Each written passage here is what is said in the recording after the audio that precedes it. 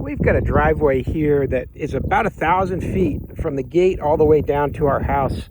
And we've installed one of these Dakota driveway wireless sensors here, mounted here on this tree, that has a connecting cable down here, and it goes off to the edge of the driveway, and the sensor, that white probe, is buried on the side of the concrete there. Not too far, just 6 inches down, and it just lays parallel to the driveway. And that cable comes all the way up here and mounts to this box. And this is the sending unit that transmits when it senses a vehicle driving by. You can see the little antenna in here. And then it's got these 4 batteries here. These are CR-2302s, and they last a very long time. These have probably been in here for over 2 years now.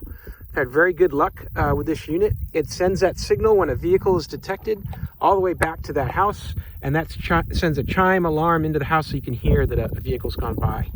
So I highly recommend. The range on these stretches upwards of 1 mile, and definitely will penetrate through certain amounts of foliage, because I've got, as you can see, I've got a bunch of trees in the way, and it has no problem getting to the 2nd floor of that building down there and sending that signal down.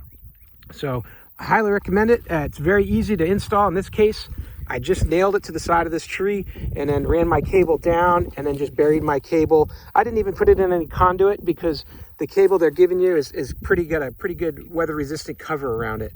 So very durable, very reliable, and been pretty maintenance free. I think I've changed the batteries on this just 1 time in the time that I've owned it. It's worked very well.